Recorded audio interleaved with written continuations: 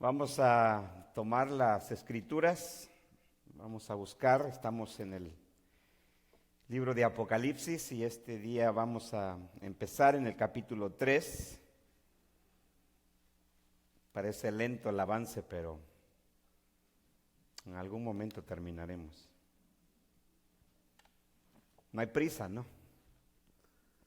Y si el Señor quiere que así sea. Apocalipsis 3, el versículo 1.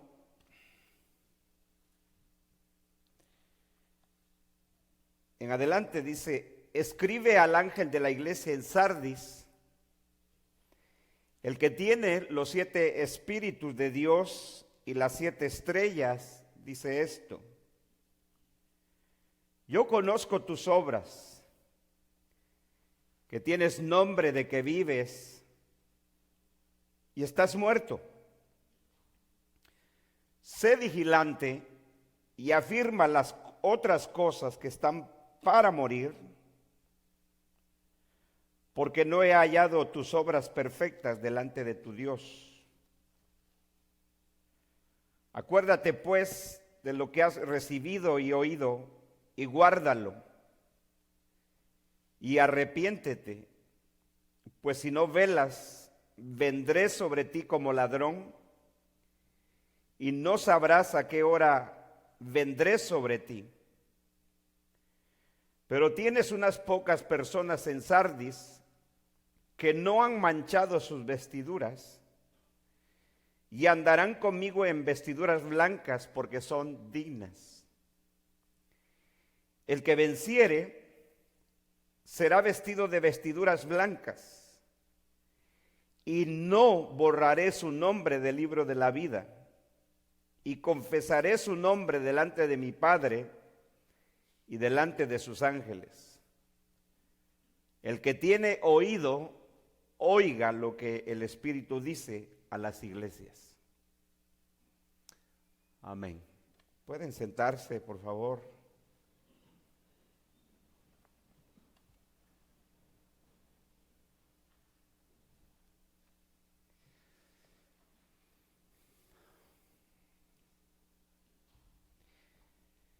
Hemos llegado a este capítulo 3 de nuestro estudio de este libro de Apocalipsis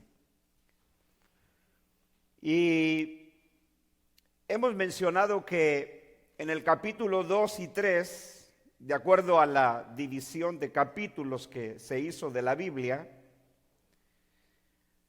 tenemos nosotros lo que es el mensaje o precisamente los destinatarios originales de este libro de Apocalipsis.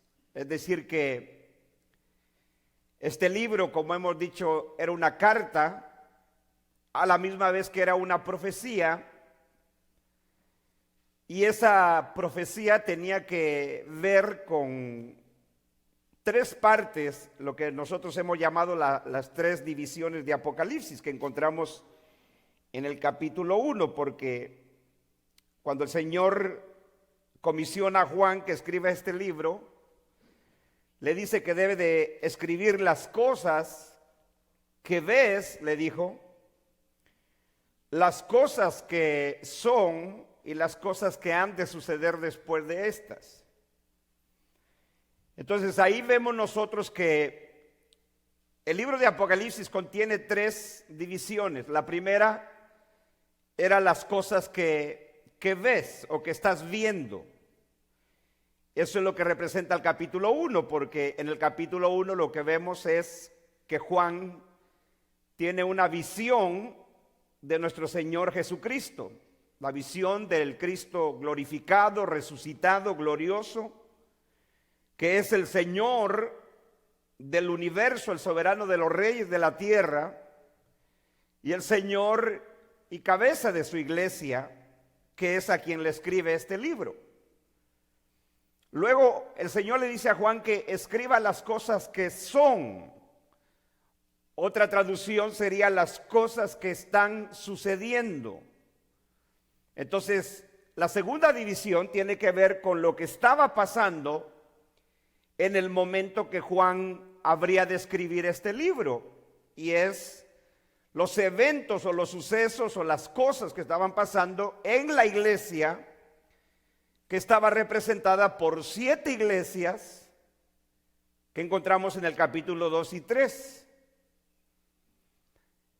Pero entonces la tercera división es y las cosas que han de suceder después de estas. Por eso es que cuando abrimos o llegamos al capítulo 4, el Señor le dice a Juan que escriba las cosas que deben de suceder después de estas.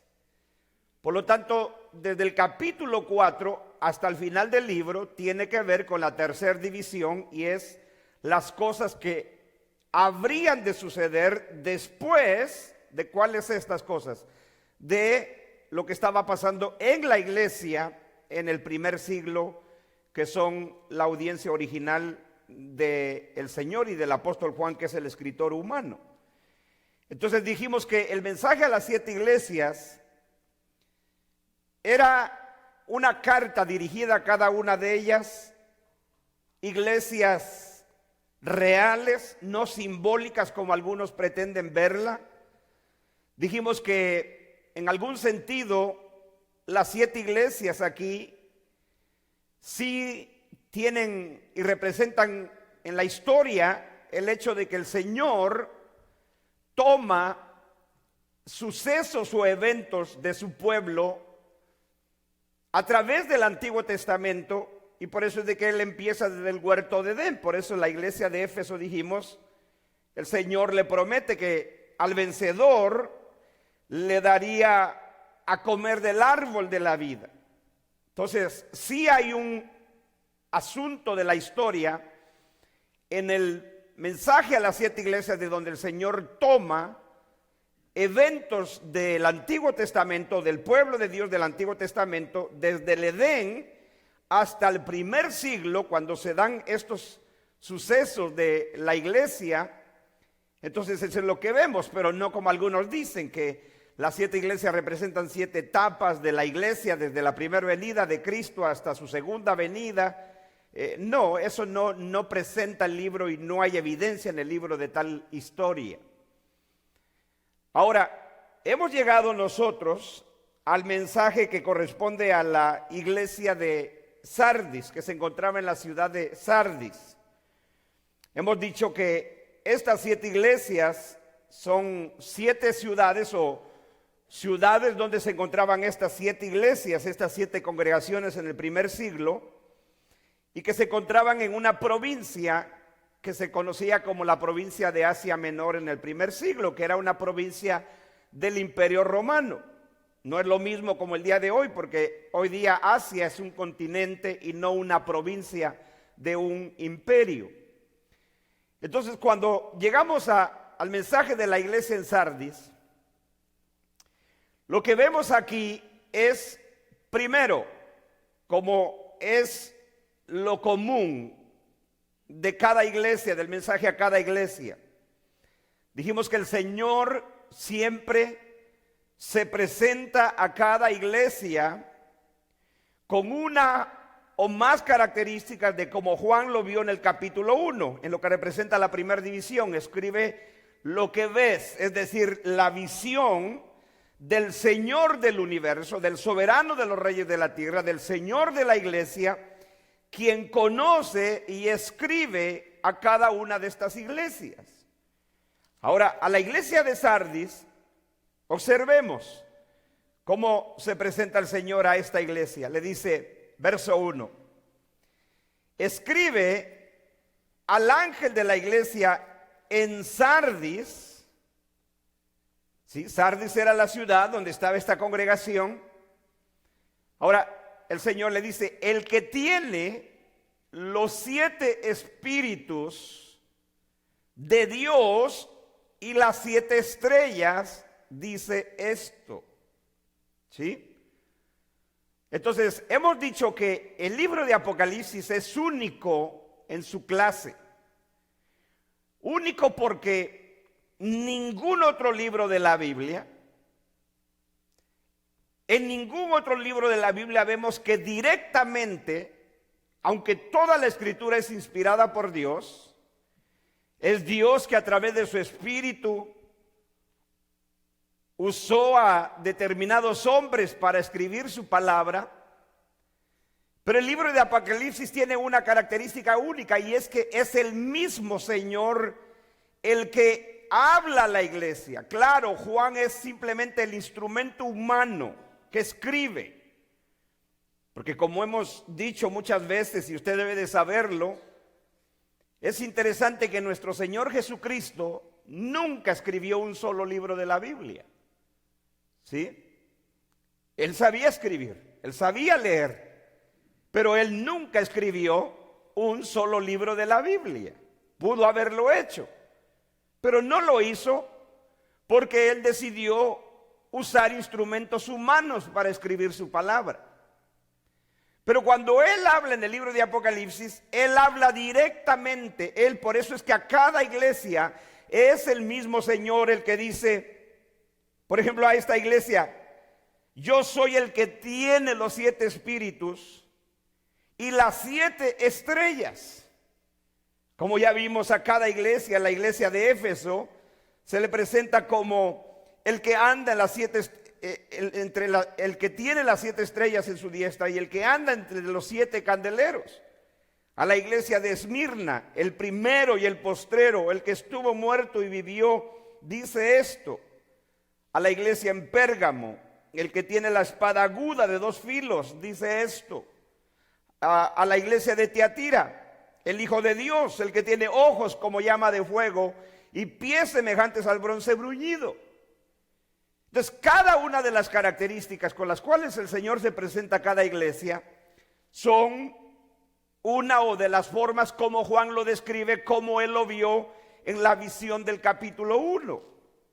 Entonces, ahora dijimos que cada forma, o por lo menos cada característica, como el Señor se presenta a cada iglesia, tiene que ver con lo que esa iglesia está viviendo, está pasando, sus circunstancias, y lo que el Señor también le va a prometer al que venza, porque vemos que a cada iglesia el Señor hace una promesa a los vencedores. Pero entonces veamos cómo el Señor se presenta a esta iglesia. Número 1, el que tiene los 7 espíritus de Dios. Ahora, esa característica es la que vimos en el versículo número 4 del capítulo 1, cuando Juan dice: yo, Juan, a las 7 iglesias que están en Asia, gracia y paz a vosotros, del que es, del que era y el que ha de venir, y de los 7 espíritus que están delante de su trono. Entonces, cuando Juan saluda a las 7 iglesias, él le desea ese saludo de bendición que era la gracia y la paz, y él les dice que la gracia y la paz viene del Dios Trino, del que es, del que era, del que ha de venir, que es una referencia a Dios Padre. Luego dice: y de los 7 espíritus de Dios, que dijimos en la introducción de este libro, del versículo 4, que el número 7 en el Apocalipsis es muy frecuente. Y el número 7 significa total, plenitud. Y cuando Juan dice que de los 7 espíritus de Dios, no significa que Dios tiene 7 espíritus, sino que es la plenitud. Está utilizando el número 7 para referirse a la plenitud, a la totalidad del Espíritu Santo. Juan, naturalmente, que es un escritor judío que conocía las escrituras del Antiguo Testamento, dijimos que el libro de Apocalipsis es el libro más bíblico de la Biblia. Es el libro que cita, se refiere, hace alusión a más citas y versículos o frases del Antiguo Testamento como ningún otro libro en toda la Biblia.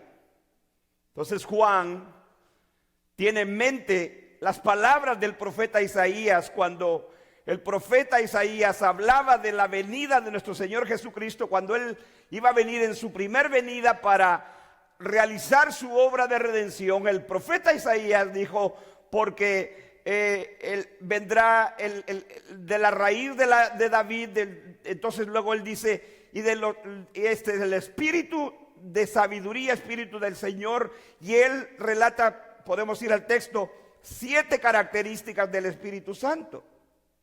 Entonces por eso es de que cuando Juan habla de los 7 espíritus de Dios, no vamos a ir al texto de Isaías, usted lo puede leer como una referencia. Isaías 11, verso 2, desde el 1 al 2, está hablando de nuestro Señor Jesucristo. Definitivamente que está hablando de la séptuple manifestación del Espíritu Santo, que en el Apocalipsis lo que significa es la plenitud del Espíritu Santo. Entonces el Señor, primero, se presenta a Sardis como el que tiene los 7 espíritus de Dios. Ahora, es interesante aquí, porque dice el que tiene. Entonces, es una posesión.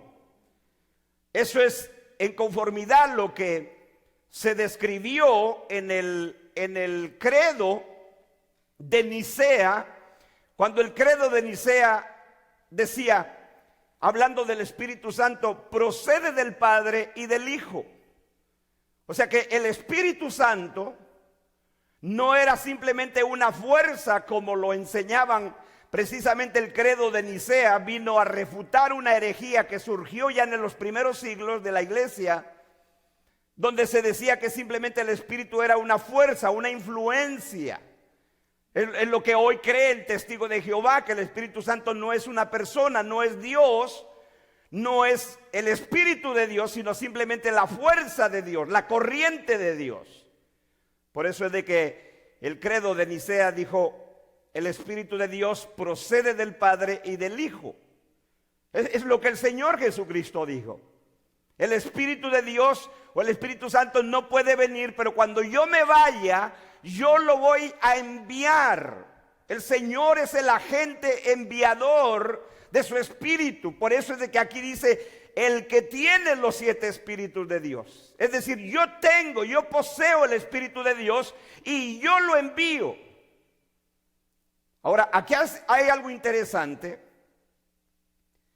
porque ¿por qué el Señor se presenta como el que tiene los 7 espíritus? Como diciendo, yo soy la fuente de la plenitud del Espíritu. De mí procede el Espíritu que es vida, el Espíritu que da vida. ¿Por qué? Porque esta iglesia solo tenía nombre de iglesia, pero había muerto. Esta iglesia había muerto. El Señor la declara muerta. Y por eso se presenta a ella como el dador de la vida, como el Espíritu que da vida. ¿Sí? Entonces, cada vez que el Señor se presenta a cada iglesia, lo hace en razón de una de sus características. Eso es lo que vemos a través de las Escrituras, como Dios a través de sus atributos se presenta en diferentes circunstancias. Por eso vemos que Dios se viene revelando a través de la historia humana en su persona y a través de sus atributos.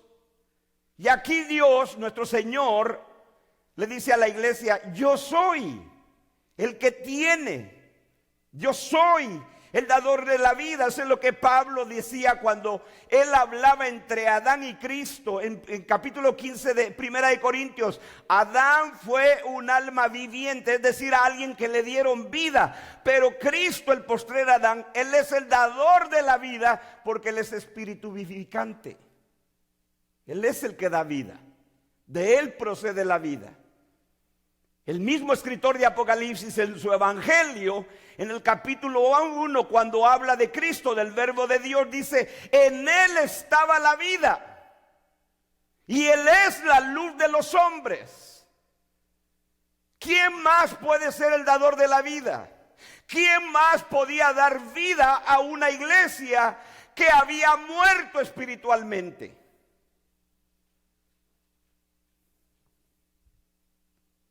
Pero en segundo lugar, el Señor le dice también, y el que tiene las 7 estrellas. Las 7 estrellas lo vemos en el versículo 16, que Juan describe que el Señor tenía 7 estrellas en su mano, en su diestra, en su mano derecha. Luego nos da la interpretación el mismo Señor qué significan las 7 estrellas en el versículo 20, cuando le dice a Juan: las 7 estrellas que has visto en mi mano son los 7 ángeles de las 7 iglesias, es decir, los mensajeros, los pastores, los ancianos de cada iglesia, que eran los responsables de cada congregación. Entonces, por decirlo de una manera, el Señor se presenta a la iglesia de Sardis diciendo: yo soy el que tengo el espíritu de vida. Esta iglesia había muerto y solo Cristo podía darle vida. Esta iglesia debía de saber que el Señor tenía en su mano las 7 estrellas, es decir, al encargado de esa congregación. Por eso es de que cada iglesia empieza con las palabras: escribe al mensajero. Lamentablemente, no lamentable, pero en razón de que el término ángel en español, en nuestras Biblias en español se conservó, tendemos a pensar que está hablando de un ángel celestial. Pero como ya explicamos en la introducción de este libro, el término ángelos en el griego se puede traducir mensajero, ya sea un mensajero celestial o un mensajero humano. Lo que determina cuando se refiere a un mensajero celestial y a un humano es el contexto. Es el contexto. Y en el contexto de Apocalipsis, el ángel de la iglesia es el mensajero, el líder, el pastor, el anciano, que era el responsable de la congregación. Entonces el Señor le dice: yo soy el que poseo el espíritu, los 7 espíritus, la plenitud de mi espíritu, y yo soy el que tengo al pastor, al líder de esta congregación en mi mano. La mano siempre significa autoridad, poder, sostener lo que se tiene en la mano. Ahora, vemos nosotros, en tercer lugar o en segundo lugar, es el diagnóstico que Dios hace de cada iglesia, que el Señor hace de cada iglesia. Y siempre empieza con la frase: yo conozco tus obras. Que en términos más simples es: yo conozco tu vida, yo conozco tu manera de vivir. Ahora, recuerde algo aquí, que cada mensaje a cada iglesia es el mensaje a la iglesia de la ciudad a la que el Señor escribe. No está hablando a un individuo en particular. Está hablando a la iglesia, a todos los que forman parte de esa congregación del primer siglo.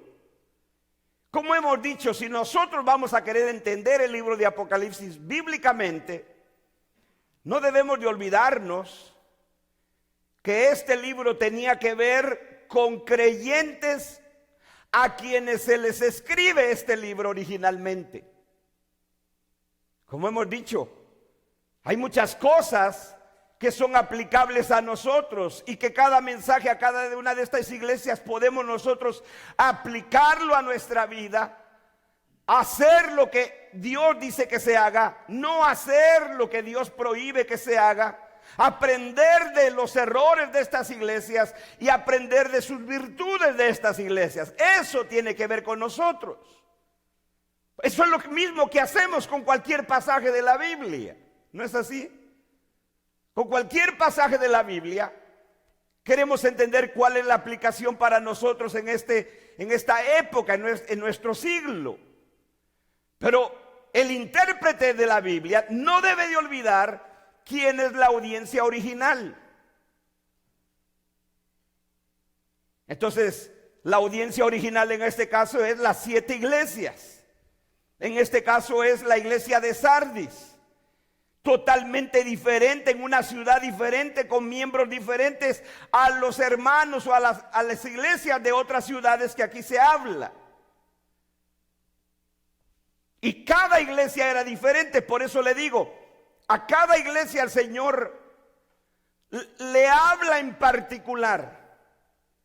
Aunque el resto del libro, desde el capítulo 4, tiene que ver con todos ellos, pero es como decirlo, Juan lo que hace es 7 copias de esta carta y se la manda a cada iglesia, y cada copia de este libro llevaba como introducción lo que tenía que ver con ellos en su congregación local.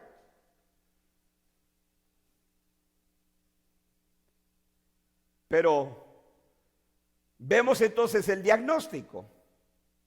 Usted sabe lo que es un diagnóstico, ¿verdad?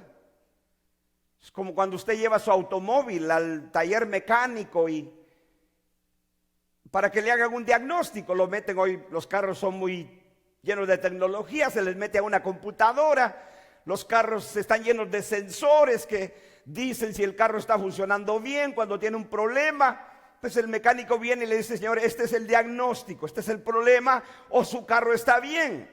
Usted va al médico a hacerse un examen físico de su salud cada año, cada 2 años, le hacen un estudio, lo observa el doctor, le manda a hacer estudios de análisis de sangre o lo que sea, y entonces vienen los resultados. Ese es un diagnóstico. Entonces lo que el Señor hace de cada iglesia, y le dice siempre: yo conozco. Ahí habla de la sabiduría, de la omnisciencia de Dios, que Él conoce absolutamente cada detalle de nosotros y de su pueblo y del universo, por cierto. Le dice: yo conozco tus obras, le dice a Sardis. Y mire cuál era el diagnóstico de esta iglesia. Final del verso 1 dice: que tienes nombre de que vives, pero ¿estás qué? ¿Está qué? Muerta o muerto. Ahora se utiliza el pronombre masculino porque se dirige a ella aunque está hablando de la iglesia, pero le dice: tú tienes nombre de que vives, pero estás muerto. Entonces, note que no está hablando a una sola persona, está hablando a una congregación. Aquí no hay nada, en esta iglesia no hay nada positivo. No hay nada que el Señor les alabe, con excepción de que en esta iglesia quedaban unas cuantas personas, unos cuantos hermanos fieles al Señor, pero el resto de la congregación se había muerto espiritualmente. No hay nada como las otras iglesias que tenían cosas buenas, cosas negativas. O como la iglesia de Esmirna, que no tenía nada negativo. O como la iglesia de Filadelfia, que vamos enseguida, no tenía nada negativo, todo era positivo. ¿Qué positivo se le puede hallar a algo que ya se murió? Está muerto. Pero esta iglesia seguía manteniendo el nombre de que ellos estaban vivos.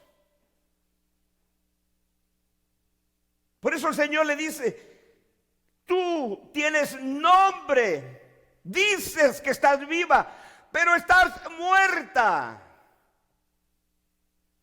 Estás muerta.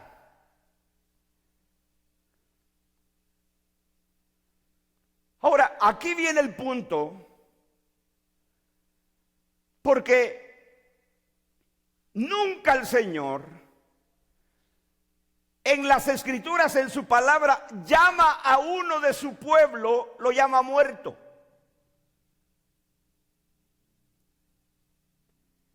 Entonces, esto era grave. La condición de esta iglesia de Sardis era caótica, de mortandad. El Señor no está exagerando. La iglesia literalmente y espiritualmente se murió. Dejó de ser iglesia. podía llamarse, seguirse llamando los que estaban ahí, iglesia. Oh, nosotros no somos la iglesia de Sardis, decían ellos. Pero Dios dice, te quedó el nombre, pero hace rato que tú te moriste. ¿Sí? Hace rato que estás muerta. Ahora, nosotros sabemos que otra vez, esto está hablando de una muerte espiritual. Es lo que hablábamos en el estudio del jueves, de la condición humana, que siempre la Biblia que habla del pecador, del que no está en Cristo, del que no ha recibido vida por el Espíritu Santo, está muerto en sus delitos y pecados.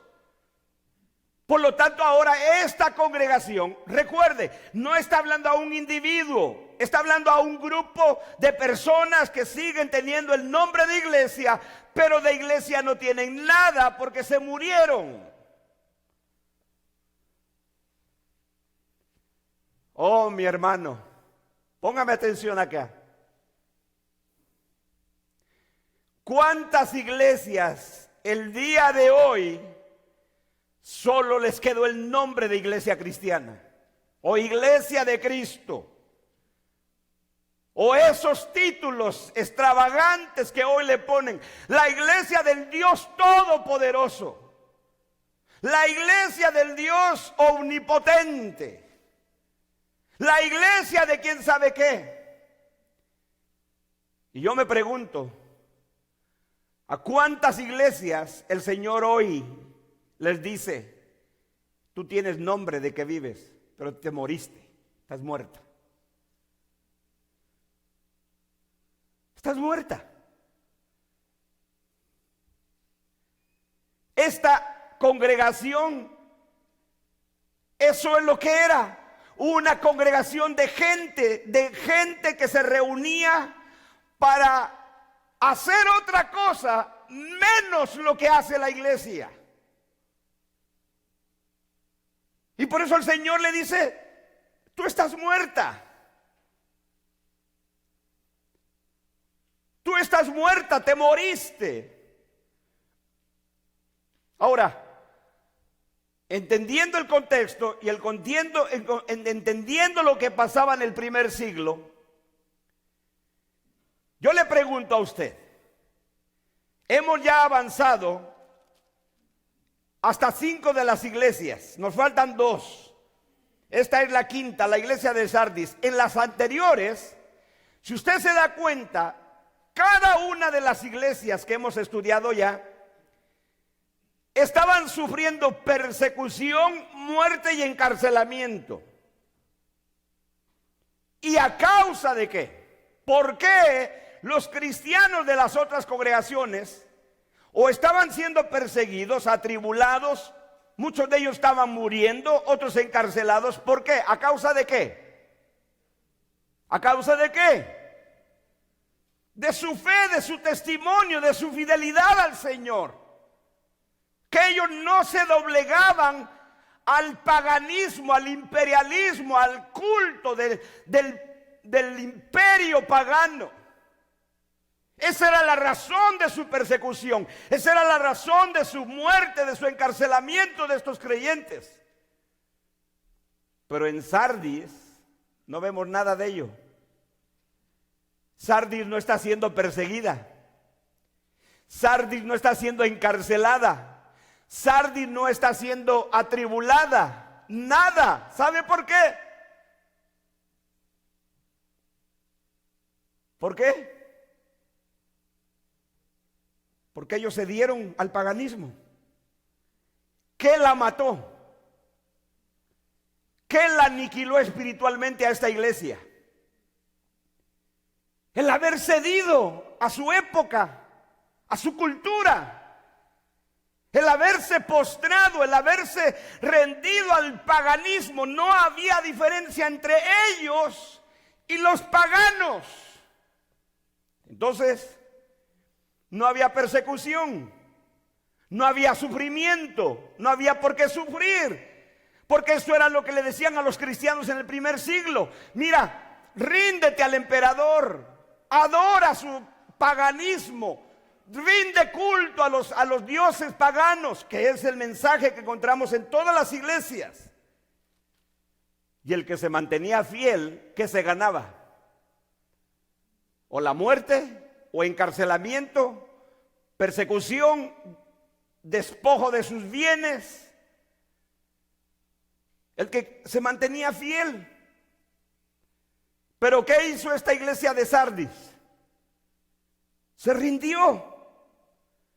Con tal de no sufrir persecución, ¿qué hacemos? Pues no mantengo mi testimonio. Le doy la mano al impío, al pecado, al paganismo de la época de ellos. Y tranquilo.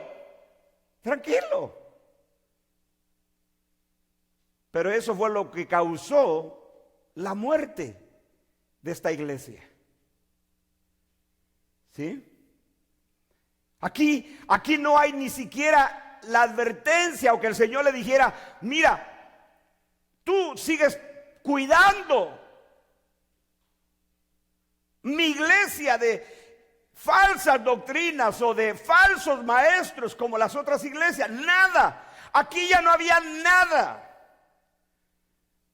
Por eso el Señor le va a decir más adelante, cuida, sé vigilante por las pocas cosas que tienes que están a punto también de morirse. Porque esta congregación había perdido todo. Doctrinalmente ellos no distinguían nada. Moralmente se habían rendido al paganismo. Eran iguales que todos los paganos del primer siglo. Se habían rendido al culto, al emperador, a los dioses del paganismo, a hacer prácticas malvadas, paganas. Entonces, pero seguían teniendo el título Iglesia de Cristo de Sardis. Y el Señor le dice, tú tienes nombre de que vives, pero estás muerta. Ahora, ¿no es eso lo que nos puede pasar a nosotros también? Yo le pregunto, ¿no es eso? Mire, yo le puedo dar testimonio.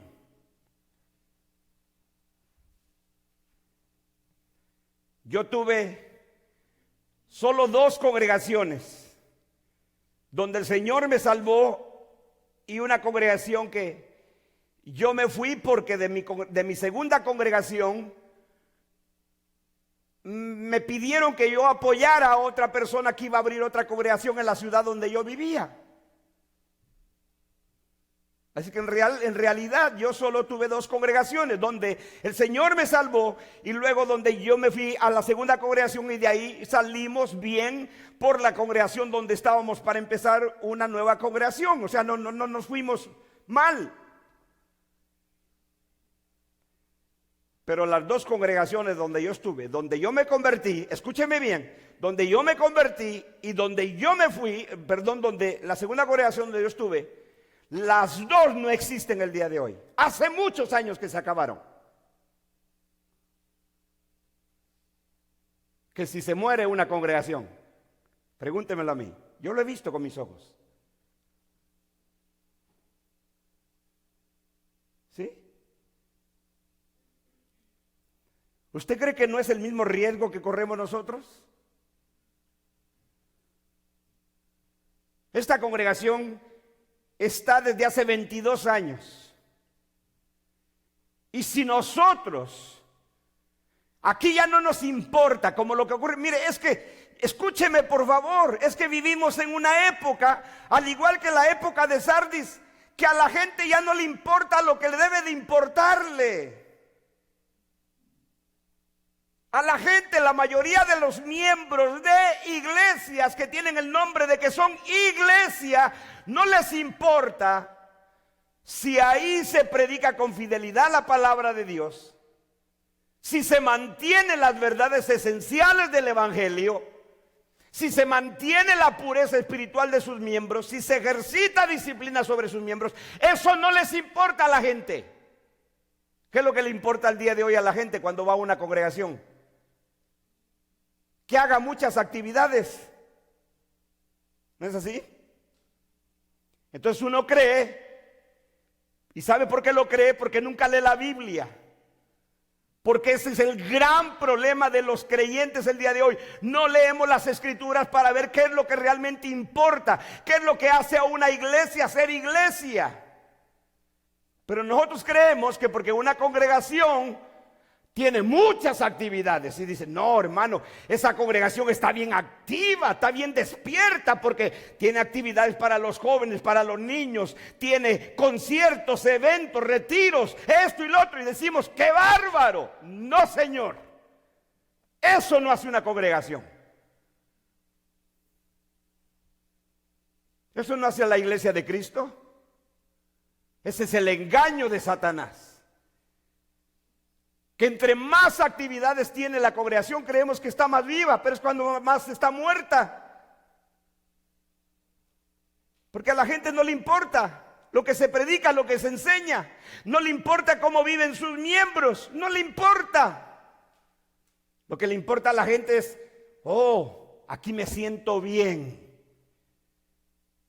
Como nos decía una señora que le hablamos el día de evangelismo, nos dijo a los que iban conmigo, mire, yo me siento bien donde estoy, yo tengo mis tradiciones y nunca voy a cambiar. Yo les decía que ella decía, yo tengo un hermano que ha sido pastor por 30 años y nunca me ha convencido, y ustedes no me van a convencer, porque cada quien se siente bien donde está y cada quien se siente feliz donde está, donde lo que cree. Y le digo yo a la señora, a ver, le voy a poner un ejemplo. Le digo, a ver, vamos a aplicar el mismo principio que usted está diciendo de que cada quien debe de estar donde se siente bien, donde mejor se sienta, porque ahí está bien. Le digo, a ver, le digo yo, ¿quiénes fueron las personas que atacaron a este país con ataques terroristas en el año 2001, cuando se cayeron las Torres Gemelas y toda esta tragedia, que murieron más de 3,000 personas en este país? ¿Quiénes fueron? Le digo, ¿no fueron personas que profesan una religión y que en nombre de su religión matan? ¿Qué le parece? ¿Están bien? No dijo nada la señora, no podía decir a lo mismo que ella decía. ¿Se da cuenta? Le digo, que no es donde yo me siento bien y donde no me siento feliz. Los que tomaron esos aviones en el aire, secuestraron esos aviones, ellos, por convicción de su religión, se mataron y mataron a mucha gente. ¿Qué le parece? Entonces, ese es el punto de la gente el día de hoy. Yo voy donde me siento bien, donde me atienden, donde me valoran, donde están mis amigos, donde está mi familiar. No importa lo que se enseñe, no. Lo importante es que mis niños se sienten bien, porque aquí, mire, por eso le digo, hoy yo cuando hablo con pastores a través de los años, me doy cuenta que a veces los pastores están preocupados de cosas tontas. Y yo digo, si en mis primeros años de cristiano y de ministro yo hubiera entendido lo que hoy entiendo, me hubiera ahorrado muchos dolores de cabeza. Porque ¿de qué se preocupan los pastores el día de hoy? Ay, hermano, no tenemos equipo de sonido. ¿Usted sabe cuántas cartas yo recibo? Me manda la gente que ustedes conocen, ustedes lo saben. Varios de ustedes llegan y me dicen, hermano, tome esta carta, me dan un sobre. Yo digo, a lo mejor me están dando una ofrenda de amor. No es cierto, usted no tiene que darme nada. Y nunca espero nada. Y los que lo hacen de todo corazón, gracias, hermano. Ustedes saben que... Pero la carta dice, de Guatemala, de México, de quién sabe qué, no sé, un día no sé de qué país me llegó una carta. Hermano pastor, quiero solicitarle en el amor del Señor y en el nombre de nuestro Señor Jesucristo que por favor nos ayude usted y su congregación a comprar una batería, porque la iglesia no tiene batería. Hermano pastor, ¿nos puede usted ayudar para comprar un equipo de sonido? Porque no tenemos. De eso está preocupada la gente. La gente no le importa si desde el púlpito lo que sale es veneno, como en los días de Eliseo de Elías, cuando la olla donde comían aquellos estaba envenenada. No le importa a la gente si es veneno. Lo que se enseña ahí es un evangelio falso. Lo que importa es dónde me siento bien, dónde estoy cómodo, dónde se me aprecia mi trabajo, lo que hago. Entonces uno se come esa mentira de que uno cree que porque una iglesia tiene un montón de actividades. No, y esas actividades le encantan a la gente, porque esas actividades se entretienen. ¿Qué concierto? Feliz la gente. Que vamos a tener un retiro y vamos a ir allá a las montañas, feliz la gente. Que vamos a ir a acampar, feliz la gente. Hábleles de evangelismo. Hábleles a estudiar las escrituras para ver si lo que aquí se dice es verdad o no es verdad. Ahí no están. Y todas esas son señales de que estamos muriendo. La iglesia de Sardis se murió, porque lo que debería de importarle no le importó. Le dio la mano al paganismo, no tenían persecución, no había sufrimiento, no había cárcel, pero el Señor le dice: te quedó el nombre de que vives, pero estás muerta. Te moriste. Por eso le digo, hay congregaciones que están muertas. A mí me sorprende, me da tristeza con qué facilidad la gente no distingue nada. Y no me da sorpresa de gente que está afuera, gente que ha estado aquí, que oyó, que estudió aquí por años y todo les vale un comino.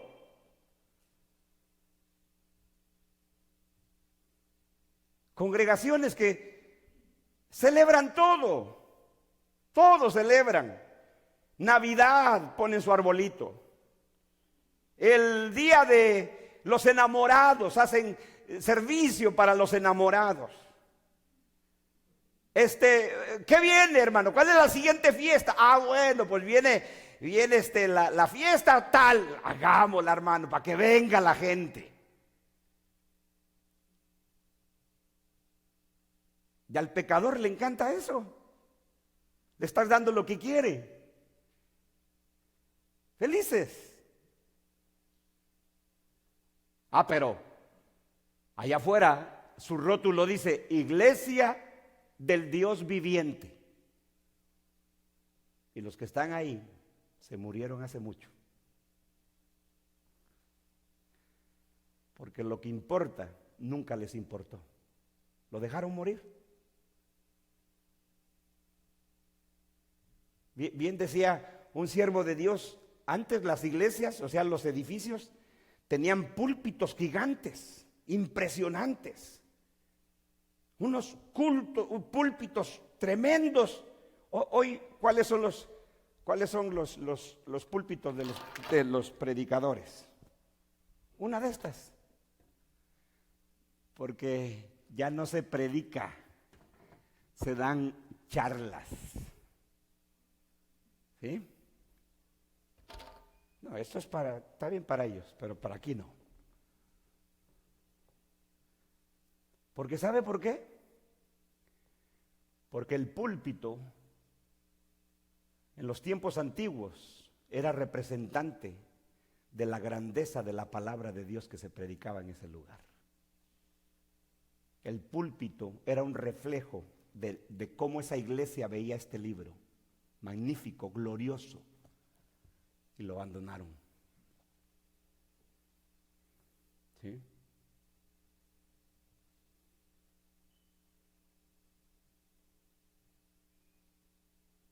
Por eso le digo, lea la Biblia. Estamos preocupados de que no tenemos buena música, hermano, y que necesitamos otro instrumento. ¿De veras? No, lo que no necesitamos es menos instrumentos.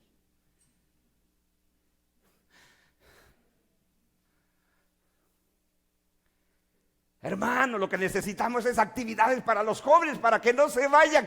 El muerto está muerto. El que está vivo porque sabe lo que le dio vida. Y eso es lo que lo tiene en el pueblo de Dios. Yo soy, le dijo el Señor a una de las iglesias, yo te voy a dar del maná escondido de Él mismo. Cuando le dijo a los judíos, vuestros padres comieron del pan en el desierto y murieron, pero el que come de mí, el verdadero pan, nunca morirá jamás.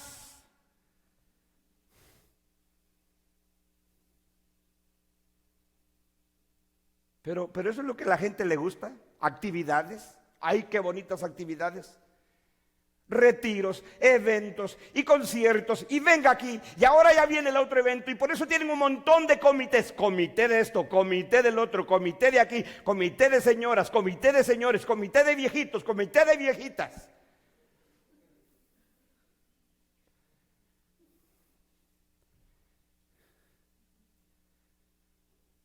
Porque la gente cree que las actividades mantienen a los muertos. No, ese muerto, déjale de darle actividades y no va a estar más. Pero el vivo sabe lo único que lo alimenta. Por eso el Señor dijo, mis ovejas oyen mi voz y me siguen, y yo les doy vida. Y ellas tienen hambre de mi palabra. ¿Sí? De mi palabra. Célebre la frase del gran predicador de Londres del siglo XVIII, Carlos Spurgeon, decía, Dios a mí no me puso Dios me llamó a alimentar sus ovejas, no a entretener a las cabras.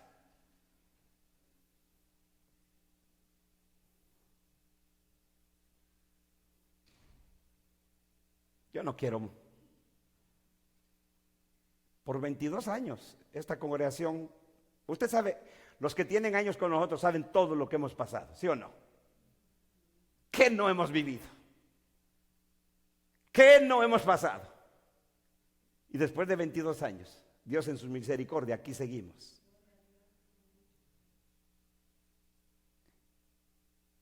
Pero corremos el peligro, de al igual que Sardis, de morirnos. Y llegar un día que esto se acabe. Como le ha ocurrido a muchas congregaciones. Le digo, yo vengo de 2 congregaciones que se murieron, se acabaron, no existen más. Como la iglesia de Éfeso, que tenía muchas cosas positivas, bíblica, sana, santa, porque no toleraban a los malos entre ellos, no toleraban las falsas herejías, pero perdieron su primer amor. Y el Señor le advirtió, cuando todavía estaba viva, le dijo, arrepiéntete y haz las primeras obras. Si no, vendré a ti y quitaré tu candelero de tu lugar. Y el candelero en Apocalipsis es la iglesia. Pues la historia dice que Éfeso a los pocos años se murió. Dejó de existir la iglesia de Éfeso. Sardis, pues solo les quedaba el título. Solo el título. Por eso le digo, ¿qué es lo que importa en la iglesia? ¿Qué hace a la iglesia de Cristo? Los reformadores, los puritanos, eso es lo glorioso de la historia de la iglesia, porque cuando los puritanos o los reformadores, eso fue lo que hicieron, reformar a la iglesia, dijeron, en la iglesia la forman los redimidos por la sangre de Cristo, los escogidos por Dios, y ellos se reúnen para predicar la palabra, para celebrar la cena del Señor y para anunciar el evangelio. Eso es lo que menos hace la congregación en el día de hoy. Son clubes sociales, no culto a Dios.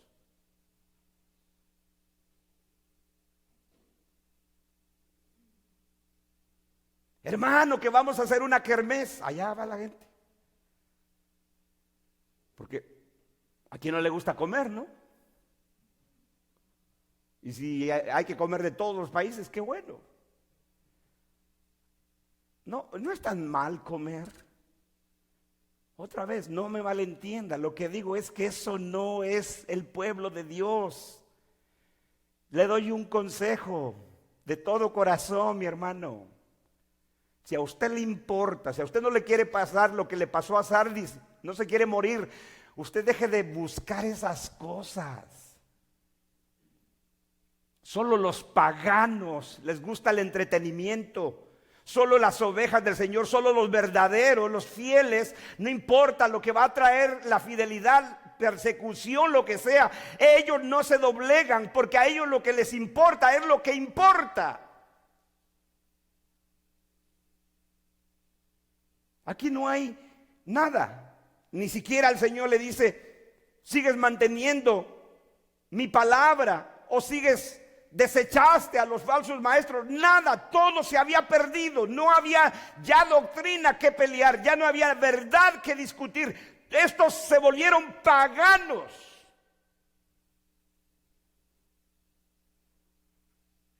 Y claro, tal vez ante la sociedad, Sardis, la iglesia de Sardis tenía influencia, era una congregación influyente, pero a los ojos de Dios estaba ¿qué? ¿Cómo estaba ante los ojos del Señor? Muerta. Y lo que está muerto, está muerto. ¿Sí?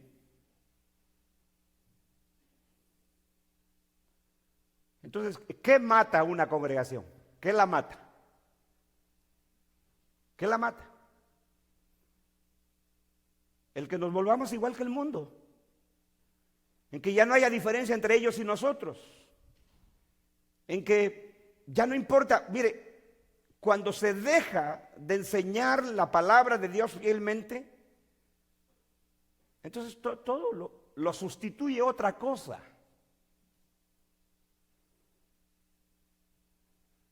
Por eso es de que yo le digo, si yo hubiera entendido esto en mis primeros años de creyente, yo me hubiera ahorrado muchos dolores de cabeza y de estrés como pastor. Porque en mis primeros años de ministro, ¿y qué vamos a hacer esta actividad? Y ahora esta otra actividad. Por ejemplo, nosotros tuvimos una época que los jóvenes caían frecuentemente en pecado.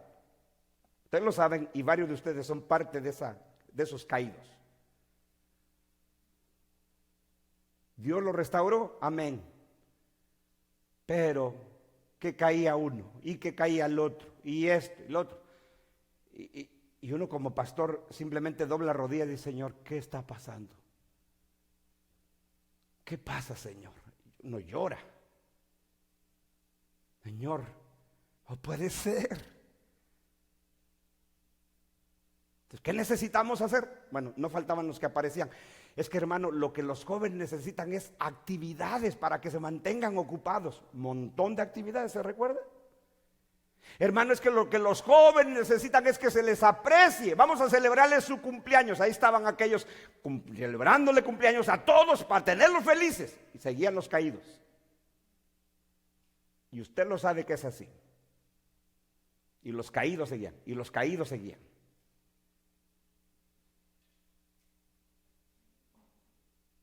No, Señor.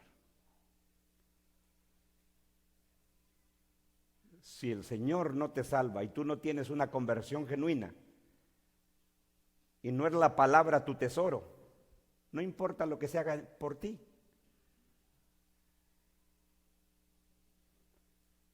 Cuando empezamos esta congregación, nosotros practicábamos lo que eran reuniones de casas, estudios de células se le llama el día de hoy. Y así empezamos también. Y a mí me enseñaron como pastor en la misión de donde yo venía, que a la gente se le debería de tratar mejor que en su casa. ¿Se recuerdan? Y nos decían, si usted trata a esa persona, a ese miembro de su grupo, mejor que lo que lo tratan en su casa, ese no se va. Qué engañados estábamos.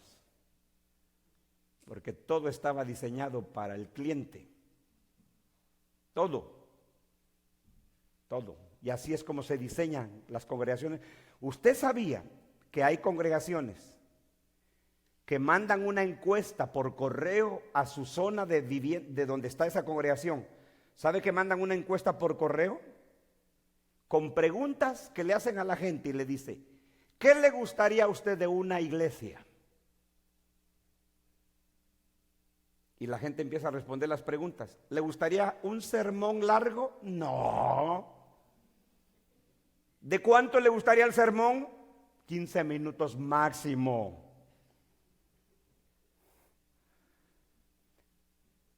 ¿Qué le gustaría? ¿Cómo fuera la música? ¿Con hinarios y cantos teológicos? No. A mí me gusta moderna. Entonces hay congregaciones que tienen diferente música. Aquí, por ejemplo, aquí hay una iglesia americana cerca de nosotros, se lo digo con conocimiento, y que ellos tienen diferentes sectores, o sea, diferentes edificios. Y cada salón, usted puede ir al salón donde le guste a usted. Por ejemplo, si a usted le gusta, mientras ve al pastor en una pantalla, porque ya no está el pastor presente en una pantalla, si a usted le gusta, y estarse tomando un cafecito y una dona mientras oye el sermón, usted puede ir al café. Entonces la gente se sienta, tiene su cafecito al lado, cómodo. A ver, a usted le gusta la música rock pesada. Allá está, el otro salón. Magnífico. La gente está feliz. Y las congregaciones son de miles, de miles. Pero el Señor dice, tienes nombre del que vives, pero estás muerta. Lo que menos importa ahí es la palabra de Dios, la fidelidad al Señor. ¿Sí? Pero eso es lo que nos gusta a nosotros. Eso es lo que a esta carne le encanta, el entretenimiento, lo que la hace sentir bien. Por eso le digo, las reuniones de la iglesia, de las congregaciones, está diseñada para la gente, no para rendir culto. Por eso, cuando lleguemos al capítulo 4 de Apocalipsis, el culto pasa al cielo, donde Juan es llevado al cielo y lo primero que dice es, miré un trono y el que estaba sentado en el trono. Porque el libro de Apocalipsis es un libro de culto, del culto al Dios verdadero, que está entre su iglesia, que tiene control del universo y que va a venir a juzgar a sus enemigos.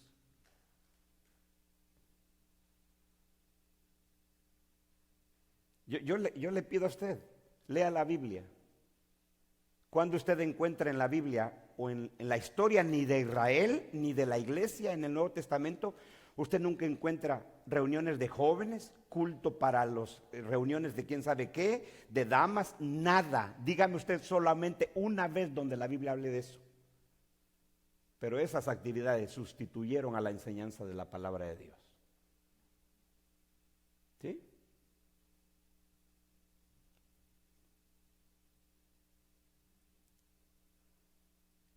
Entonces las actividades que deberían importarnos no nos importan. Esas nadie las quiere. Por ejemplo, a ustedes les hago una pregunta muy sincera. A ustedes que solo vienen domingo, ¿se sienten bien siendo domingueros? A partir de esta semana no se transmite más el mensaje el jueves. Venga el jueves, si quiere. Pero eso es lo que hace la gente. Su congregación es el internet.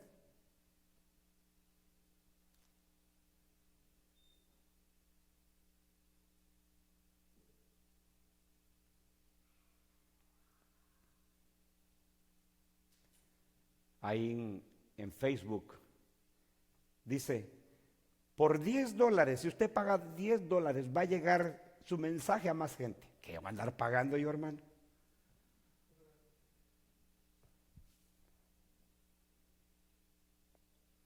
No me importan los views, no me interesa cuánto, no, nada de eso.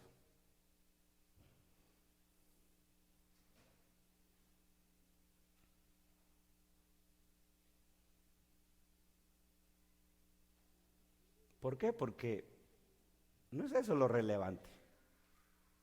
Claro, aquí no estamos diciendo que no, qué bueno por ustedes, que siempre están ahí y le hacen share al mensaje o ponen ahí un like. Está bien, magnífico, hermanos. Si no tiene nada de malo eso.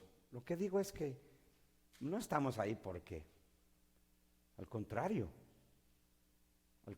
si tanta barbaridad se usa el internet para tanta locura, vamos a colaborar un poquito de tan poquitos, no digo tantos, de poquitos siervos de Dios fieles que hay enseñando. Por eso, aquí el que viene, yo siempre he dicho, el que viene buscando aquí entretenerse y sentirse cómodo, no dura. Aquí en esta congregación no es la suya. No es la suya. ¿Sí? Si usted viene a querer oír charlas motivacionales de 15 minutos, usted aquí se va a morir. Bueno, ya está dormido, similar al muerto.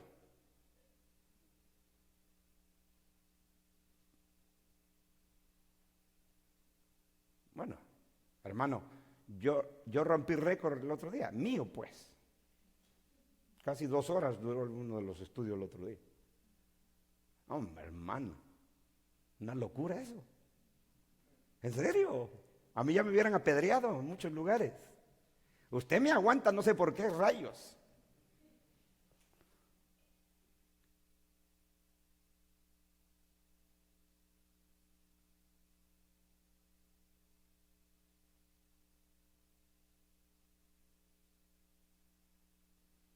¿Qué le parece al apóstol Pablo predicando y enseñando la palabra un día toda la noche? Donde se murió aquel dormilón. ¡Pah! Cayó desde la planta alta donde estaba sentado. Se le ocurre sentarse en la ventana al amigo. Desde aquí dijo, cómodo. Yo creo que era de esos que querían su cafecito al lado. Y ahí está. Y dice la Biblia, y Pablo disertó toda la noche. Así es que un estudio mío de 2 horas no es nada, hermano. Pero eso es lo que es la iglesia. El día de hoy el culto a Dios fue sustituido por reuniones sociales, donde los sermones largos fueron sustituidos por charlas cortas, donde el culto, la alabanza y la adoración a Dios fue sustituida por emocionalismo. Entonces todos los cantos que se cantan y la música está diseñada para que produzca emociones en el cuerpo humano.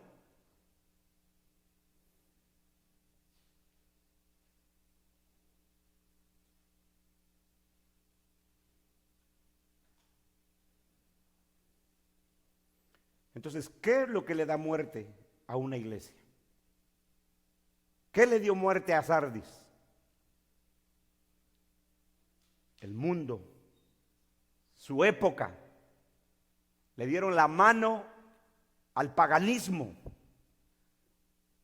No quisieron persecución, sufrimiento, entonces vuélvete aliado de tu enemigo. Para que tu enemigo no te ataque, dale la mano. Dale la mano. Y murieron. Murieron. Quiero invitarle a usted a Efesios capítulo 5. Es importante meditar en este pasaje que el apóstol escribe a los Efesios. Recuerde, a la primera iglesia que Apocalipsis fue dirigida. Efesios capítulo 5.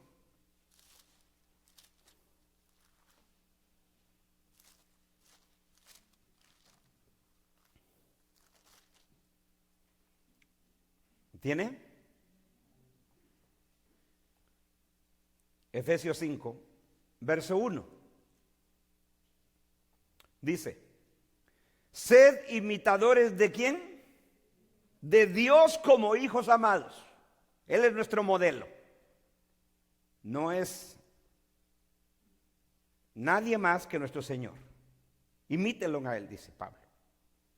Si ustedes son hijos de él, imítenlo a su papá. Imiten a su Padre celestial. Versículo 2. Y andad en amor. ¿Se recuerda lo que esta iglesia perdió? Ya décadas después, por el mensaje de Apocalipsis, ¿qué es lo que abandonó esta iglesia? Su primer amor. Aquí todavía no lo perdían. Dice, y andad en amor como Cristo nos amó y se entregó a sí mismo por nosotros, ofrenda y sacrificio a Dios en olor fragante. Ve, todo corre y todo da vueltas alrededor de la cruz de Cristo. Verso 3. Pero fornicación, inmoralidad sexual, pero fornicación y toda inmundicia o avaricia ni aún se nombre entre vosotros. Ahora mucho menos practicarla. Ni siquiera la nombren, dice, como conviene a santos. Verso 4. Ni palabras deshonestas, ni necedades, ni truanerías, que no convienen, sino más bien acciones de gracias. Verso 5. Porque sabéis esto, que ningún fornicario e inmundo o avaro que es idólatra tiene herencia en el reino de Cristo y de Dios. Es decir, que la manera de vivir de una persona demuestra a quién le pertenece. Y el que se entrega al pecado porque no es de Cristo. Y dice ahí, porque ningún fornicario, inmundo, avaro, idólatra, ¿con qué lidió la iglesia del primer siglo? ¿No fue con el pecado, con la inmoralidad y con la idolatría? ¿Sí o no? ¿Ha venido entendiendo el mensaje a las 7 iglesias, sí o no? Era la idolatría. La idolatría de su época, la idolatría del imperialismo, la idolatría del paganismo y las prácticas inmorales del imperio. Por eso es que cuando el apóstol Juan escribe su primer carta a los creyentes del primer siglo, les dice, hijitos, pero sabemos que el Hijo de Dios ha venido y nos ha dado entendimiento para conocer al verdadero, y estamos en el verdadero, en su Hijo Jesucristo. Él es el verdadero Dios y la vida eterna. Y después que les dijo eso, les dice, hijitos, huyan de la idolatría. ¿Sí? Entonces, esto es constante. Esto lo vemos en todas las escrituras, en todo el Nuevo Testamento. Porque sabéis esto, que ningún fornicario o inmundo o avaro que es idólatra tiene herencia en el reino de Cristo y de Dios. Nadie se engañe con palabras vanas. ¿Sí? Siempre el pueblo de Dios está propenso al engaño, a poner por importancia las cosas que no importan. Dice, nadie os engañe con palabras vanas, porque por estas cosas, o sea, por todo lo que acaba de decir, por la inmoralidad, por la idolatría, por la avaricia, dice, porque por todas estas cosas viene la ira de Dios sobre los hijos de desobediencia. ¿Y quiénes son los hijos de desobediencia? Los incrédulos. Sobre ellos está la ira de Dios. Eso está acorde a Romanos 1:1, cuando dice, porque la ira de Dios se revela desde el cielo contra toda injusticia e impiedad de los hombres que retienen con injusticia la verdad. Pero el día de hoy tenemos esa frase muy famosa que dice, Dios aborrece el pecado pero ama al pecador. O esa frase que hoy dice, Dios te ama, amigo, incondicionalmente. Y como bien dijo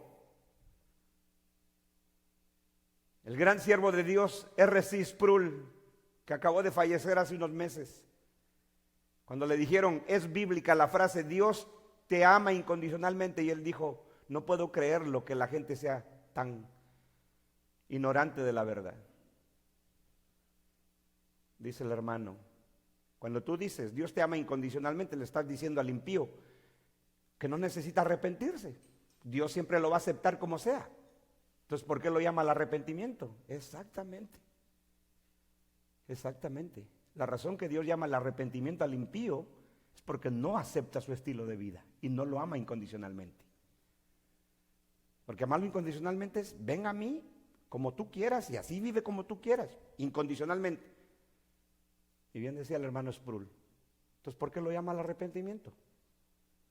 Esa es la razón que el evangelio de hoy no es evangelio, porque no llama al hombre al arrepentimiento, solo le dice los beneficios que recibe de Dios, no lo que Dios demanda para recibir esos beneficios, que es arrepentimiento y fe.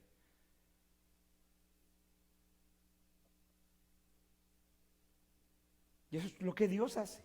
Llama al arrepentimiento a aquellos que murieron, que están muertos. Y aquí Pablo le dice a los efesios, porque por esas cosas viene la ira de Dios sobre los hijos de desobediencia. Verso 7, no seáis pues partícipes con ellos, le dice a la iglesia. O sea, con los hijos de desobediencia sobre los cuales está la ira de Dios por las cosas que practican. No seáis partícipes con ellos. Verso 8, porque en otro tiempo erais tinieblas. Le está hablando al creyente de su vida pasada. Porque en otro tiempo erais, tiempo pasado, ya no. Es inaceptable esa idea de que el Señor me salvó y porque soy salvo, no importa cómo vivo. Es antibíblica. Es lo que se conoce como el antinomanismo, porque hay una enseñanza antibíblica que dice la ley de Dios ya no tiene nada que ver con el creyente. No, la ley no lo salva. La ley es una regla de conducta y de fe del creyente.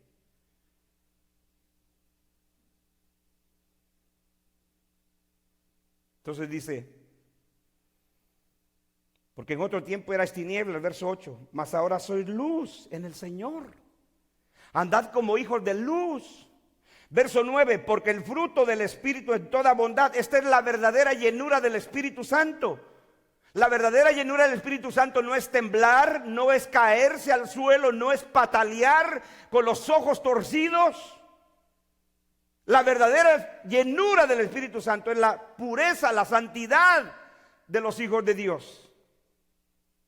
Porque el fruto del Espíritu en toda bondad, justicia y verdad, comprobando lo que es agradable al Señor. ¿Se da cuenta por qué tenemos que pasar por un filtro todo? El que es espiritual y el que ama a Dios y el que está vivo espiritualmente, lo comprueba todo lo que oye, todo lo que ve. Imagínense, usted va a un lugar y da un billete de 50, 100 dólares. ¿Qué es lo que hace con ese billete? Lo prueban a ver si es verdadero. Le digo, el muerto no comprueba nada. El muerto, donde quiera le da igual. No importa si el lugar ese surgió de una división de un fulano que se fue y se llevó otro de su congregación. A la gente no le importa eso. No le importa con tal de que, bueno, es que me invitó mi amigo, mi amiga, allá voy también. No importa que si lo que aquí se dice, nada. El pagano, el inmoral, el carnal, no comprueba nada. Pero Pablo le dice a los creyentes de Efesios, compruébenlo todo, comprobando lo que es agradable al Señor.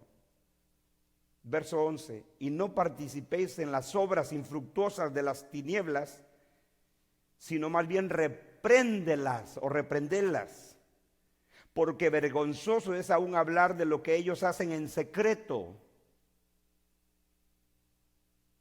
Mas todas las cosas, cuando son puestas en evidencia por la luz, son hechas manifiestas, porque la luz es la que la manifiesta todo. Ahora mire, aquí viene la exhortación a la iglesia de Éfeso. Esta iglesia todavía no se moría. La iglesia de Sardis ya se había muerto, pero esta iglesia todavía no se moría. Lo que pasa es que habían llegado a dormirse espiritualmente. Por eso ahora el texto que les da el Pablo, mire lo que dice. Por lo cual dice, despiértate tú que duermes. ¿Sí? Despiértate tú que duermes, le dice a los efesios. Estos de Efesios estaban durmiendo espiritualmente al no reprender lo malo, al no comprobar las cosas. Esa es la exhortación aquí. Y les dice, despiértate tú que duermes y levántate de los muertos o de entre los muertos. En otras palabras, Pablo le está diciendo a los efesios, su manera de vivir de ustedes es un adormecimiento espiritual que se parece a un muerto. En el contexto de lo que Pablo está diciendo, él exhorta a los creyentes a despertar, no están muertos. Están dormidos espiritualmente, pero le dice, despiértate de entre los muertos, porque están entre los paganos.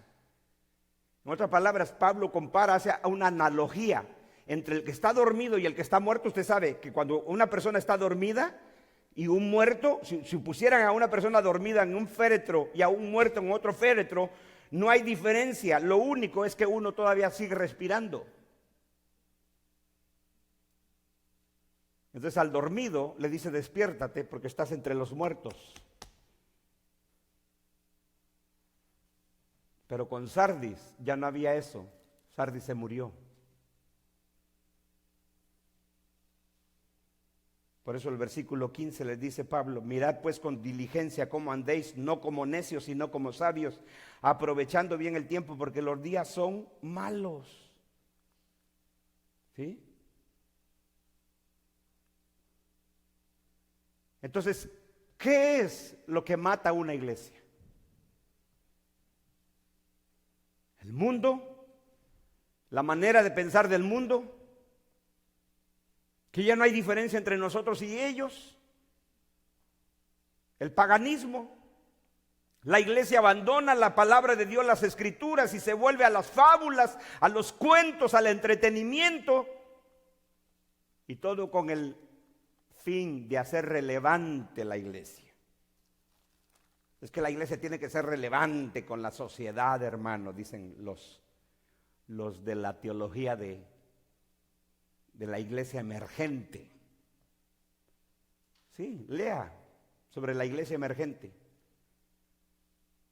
La teoría de la iglesia emergente es que la iglesia tiene que ser relevante con la sociedad.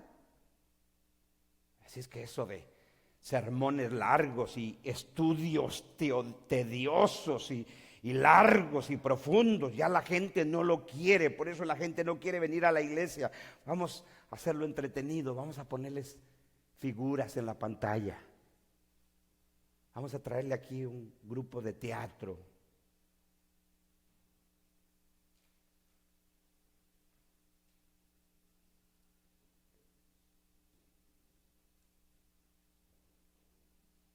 Pero le digo,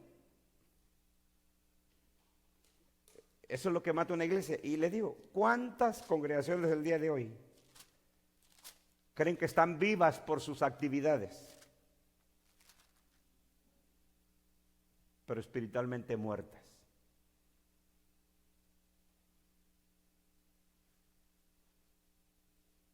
Pero una iglesia que predica la cruz de Cristo, y no tiene que ser en la Semana Santa solamente. El evangelio siempre debe ser anunciado desde el púlpito, sea el estudio que sea, donde quiera encontramos la cruz de Cristo. Cuando la iglesia se olvida de que las reuniones son para rendir culto a Dios, no para demostrar qué bonita la música, qué bonito canta fulano, mengano, o los cantos que sean agradables a mis emociones y a mi carne, cuando la gente se olvida de eso, todo se vuelve entretenimiento.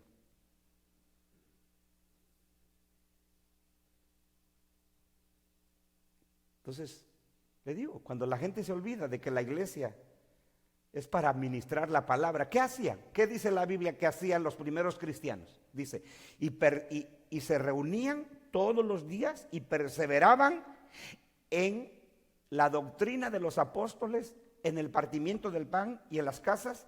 Y usted ve el libro de los Hechos, una iglesia evangelizadora. Eso es lo que usted ve en la iglesia. Dígame qué iglesia es eso. Hasta los impíos pueden ver eso que ni siquiera los supuestos creyentes ven. Cuando uno va a evangelizar a la gente, a mí me lo han dicho. Aquí nos dijo una vez una familia, nunca habían pasado los cristianos a evangelizar, nunca. Aquí siempre vienen los mormones, los testigos de Jehová, pero los cristianos nunca habían pasado. Es una vergüenza, da tristeza eso. ¿Sí?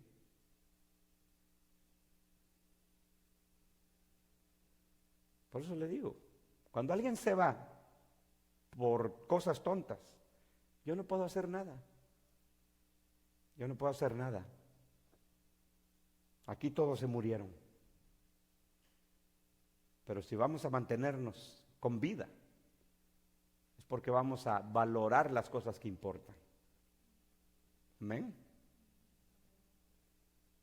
Y no importa. Y si solo quedamos algunos, no importa. Nunca son las cantidades, mi hermano. Nunca. Porque aquí la mayoría de la congregación se había muerto, pero quedaban unos poquitos, fieles, de esos que lucharon hasta el fin. Mire, versículo 2. Entonces, el Señor le dice a la iglesia: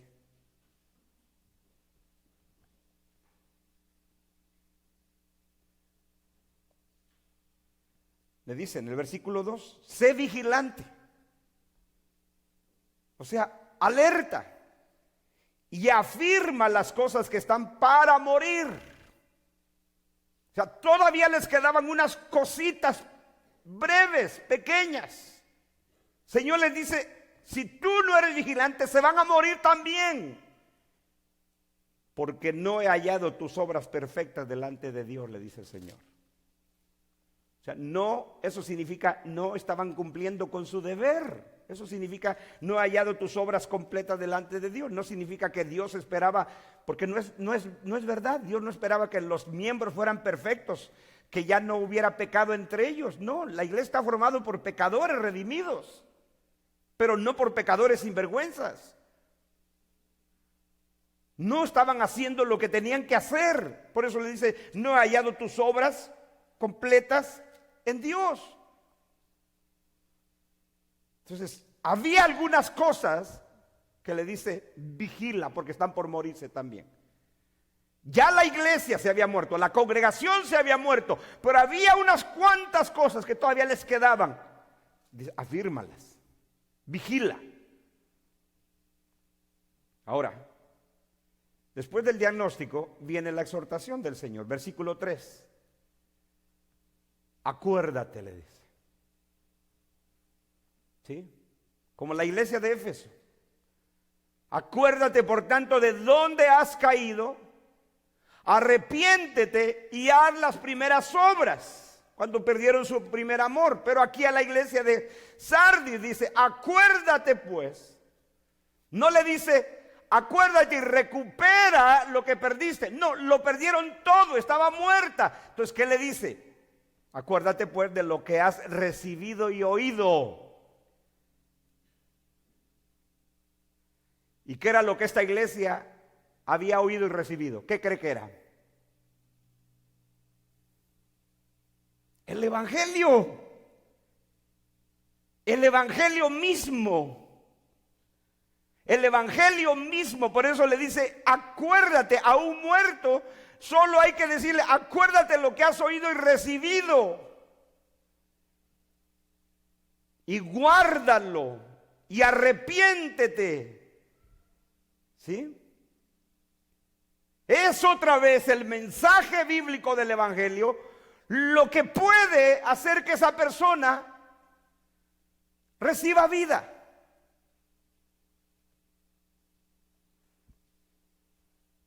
Entonces, a nivel de congregación, ¿esta congregación tenía esperanza todavía? Sí. Pero estos tenían que arrepentirse de sus pecados. Por eso le dice, acuérdate de lo que has oído y recibido. Siempre en el Nuevo Testamento, casi siempre cuando se usa la frase, y podemos leer varios textos, pero por el tiempo no lo vamos a hacer, siempre que habla de oír y recibir, siempre se refiere casi frecuentemente al Evangelio mismo. ¿Sí? Por un lado, primero le dicen lo que ustedes han recibido, porque, mire, estamos delante de una iglesia que todavía uno de los apóstoles estaba vivo. ¿Quién era?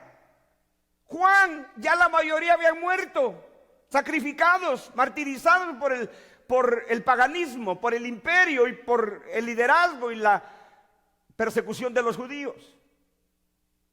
Pero Juan todavía está vivo, o sea que no estamos hablando del periodo de los padres de la iglesia, que es el que sigue después del periodo de los apóstoles. Juan todavía está vivo. y todavía Juan estando vivo, esta iglesia lo perdió todo. Esta iglesia lo perdió todo.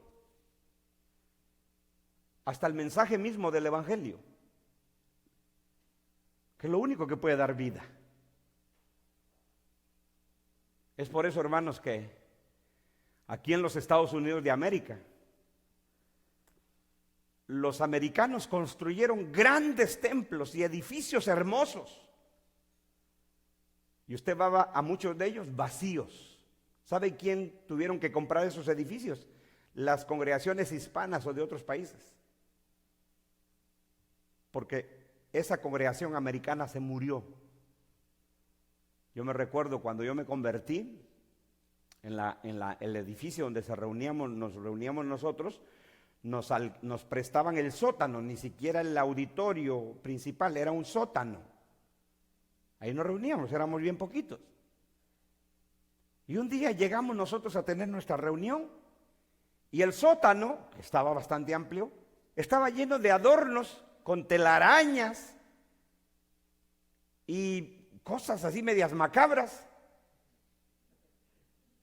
Y al rato aparece el pastor americano vestido de Drácula. ¿Serio? Hermano, Dios me es testigo que no miento. Apareció de Drácula, con su capa, vestido de negro, su máscara, porque iban a tener celebración de Halloween.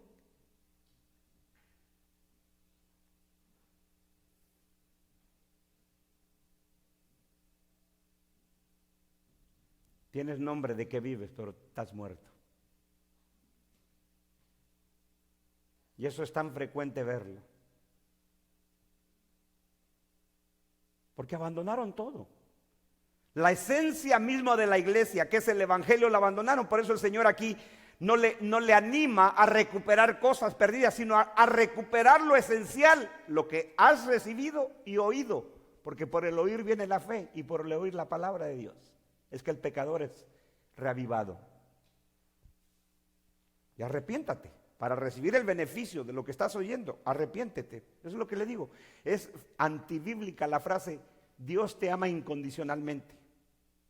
O Dios odia el pecado, pero al pecador lo ama. En la Biblia Dios no separa el pecado del pecador, porque el pecado lo comete el pecador. Imagínese que usted comete un crimen y lo enjuician y lo llevan a la corte y le dicen, señor, caballero, usted cometió ese crimen, estamos en contra del crimen, pero usted se va libre.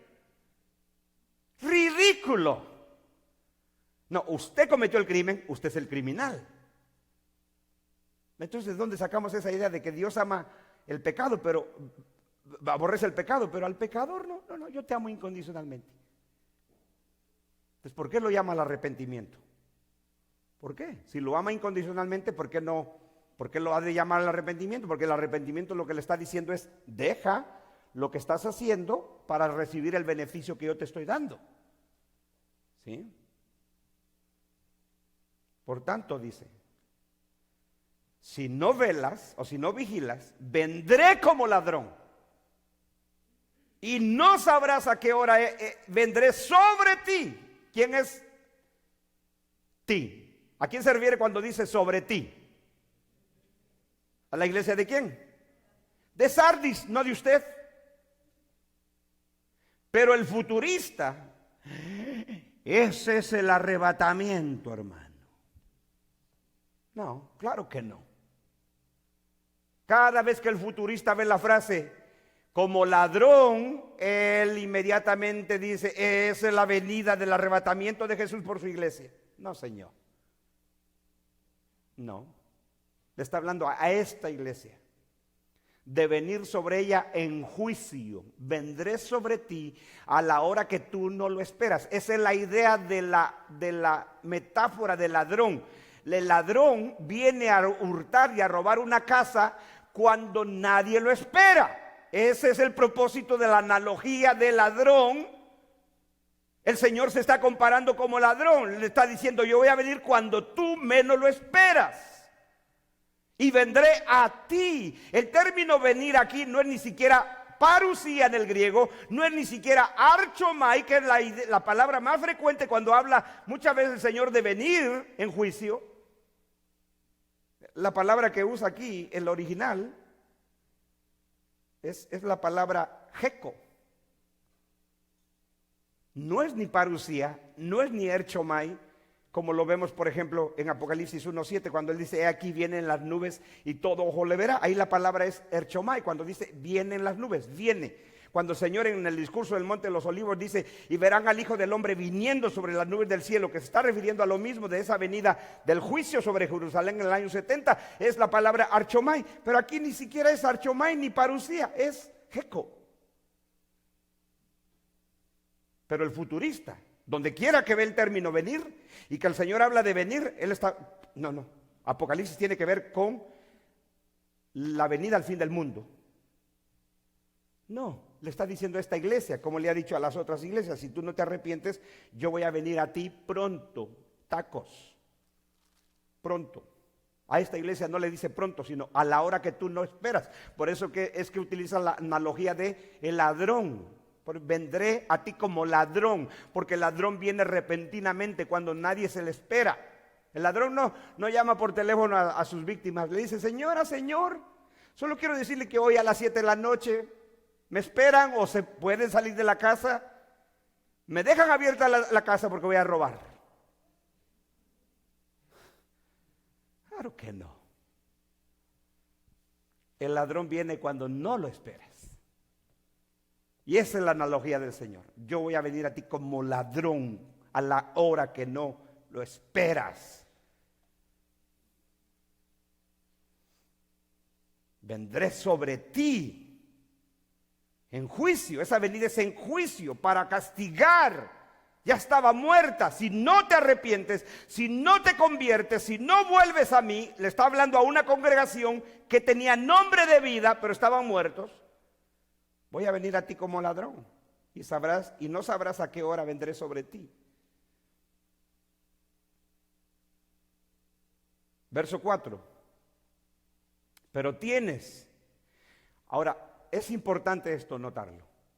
A las otras iglesias le decía, pero tienes unas pocas cosas. No, aquí no son cosas. Aquí lo que quedaba era personas poquitas. Por eso le digo, mi hermano, no son las cantidades los fieles, ¿de acuerdo? No son los muchos, a veces son los poquitos los fieles, ¿de acuerdo? Entonces no se escandalice y no se acompleje y no se inquiete cuando vea menos aquí. Lo que hay que preguntarnos es, ¿somos de los fieles? Eso es lo que importa, no cuántos somos. Eso hace años yo ya lo entendí, así es que me quité un peso de encima. ¿Sí? Pero tienes unos pocos en Sardis que no han manchado sus vestiduras. ¿Sí? Que no han manchado sus vestiduras y andarán conmigo vestidos de blanco porque son dignos. Ahora, aquí el Señor utiliza el ejemplo de las vestiduras blancas. Lo vemos frecuente en el libro de Apocalipsis. Apocalipsis 3:5, Apocalipsis 3:18, Apocalipsis 4:4, Apocalipsis 6:11, Apocalipsis 7:9, Apocalipsis 7:13, Apocalipsis 19:14. Siempre en todos estos pasajes en Apocalipsis tenemos el ejemplo de vestiduras blancas referente al creyente. Pero entonces, literalmente habla de ropa blanca que van a tener estos creyentes fieles que quedaban en Esmirna. O cuando en Apocalipsis dice que estaban vestidos con vestiduras blancas, ¿se refiere literalmente a vestido de novia o a vestidos blancos? No, es un simbolismo de la santidad y justicia del creyente. Pero esa santidad y justicia no viene de él, sino ¿de quién? De Cristo, que lo lavó con su sangre. Entonces las vestiduras blancas en Apocalipsis hablan de la vida justa, de la vida santa de aquellos que pertenecen al Señor y andan con vestiduras blancas porque son dignos, pero la dignidad de ellos no está basada en su justicia, sino en los méritos de Cristo por ellos. Por eso le dice, quedan unos poquitos, pero tienes unos pocos en Sardis que no han manchado. No han manchado. ¿Qué significa eso? No habían manchado, que no se habían unido al paganismo como lo había hecho el resto de la congregación. Estos dijeron no. Los otros, todos, la mayoría decían, dale la mano al imperio, dale la mano al paganismo, no tendremos problemas. Y estos poquitos dijeron, no, yo no me mancho, yo no ensucio mi vida con eso. Por eso el Señor utiliza el ejemplo de las ropas, que frecuentemente en las Escrituras se habla de la vida del creyente, ya sea buena o mala. Por eso Pablo también utiliza ese ejemplo de las ropas. Él dice, despójese del ropaje viejo que está viciado con el pecado y vístase del nuevo ropaje que es nuevo en Cristo. Pero no está hablando de ropa literalmente, sino de la vida nueva.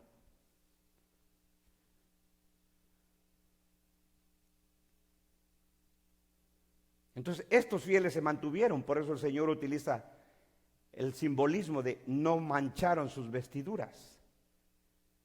Y de eso trata el libro de Apocalipsis, de estos creyentes fieles que se mantienen fieles al Señor, y esos son los que son perseguidos. Esos son los que Juan en el capítulo 6 y 7 dice, cuando el Señor le dice, el anciano le dice, ¿quiénes son estos que ves con vestiduras blancas? Señor, yo no lo sé, le dice. Estos son los que han salido de gran tribulación y han lavado sus ropas en la sangre del Cordero. ¿Sí? Estos fieles son los mártires perseguidos, martirizados en el libro de Apocalipsis. ¿Sí? Que la ropa blanca es la justicia de Cristo en ellos, no son sus méritos, pero porque son de Cristo no se sometieron. Son esos que en Apocalipsis no se dejan marcar por la bestia, pero por eso mueren y por eso están ya con el Señor, dice Apocalipsis. Solo para que usted se adelante y vaya viendo el panorama ya de una manera amplia. No está hablando de un chip, la marca de la bestia, de un chip. Ay, hermano, ya le están poniendo chip a la gente en la mano y en la frente, como dice Apocalipsis, la marca de la bestia.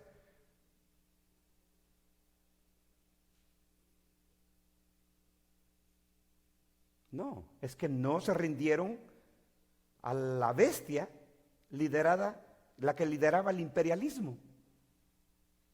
Son dos bestias, por eso le digo, son dos bestias que se unen para perseguir a estos que están con vestiduras blancas. Y por eso el Señor le dice, quedan unos pocos que no han manchado sus vestiduras y andarán conmigo con vestidos de blanco porque son dignos. Son dignos, no dice serán dignos, son dignos. ¿Sí? Quiero que usted vea cómo el mismo libro nos da la interpretación de lo que significan las vestiduras blancas. Capítulo 22, rapidito. Capítulo 22, vaya al capítulo 22. Biblia interpreta a la Biblia. En 7 pasajes de Apocalipsis tenemos la referencia a las vestiduras blancas de los creyentes. Son simbolismo, no es ropa literal. Apocalipsis 22, ¿lo tiene? Versículo 14, al final del libro, otra vez, bienaventurados los que lavan sus ropas, ¿sí? Para tener derecho al árbol de la vida. ¿A qué iglesia se le prometió darle de comer del árbol de la vida?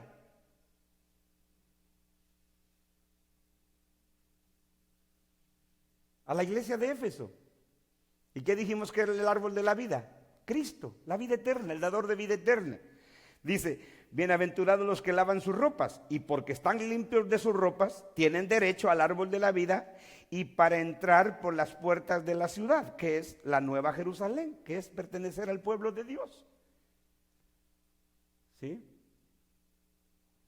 Pero ya vamos a ir avanzando y vamos a ver frecuentemente. En 7 pasajes de Apocalipsis vemos el asunto de las vestiduras blancas de los creyentes. Eso habla de su justicia, de su santidad, blancas porque es pureza, vestidura significa su dignidad, pero esa dignidad viene de los méritos de aquel que los lavó con su sangre, que es lo que se presenta en este libro de Apocalipsis. Cristo, el Cordero, que derramó su sangre para limpiarnos de toda maldad, como lo dice claramente en todo el Nuevo Testamento.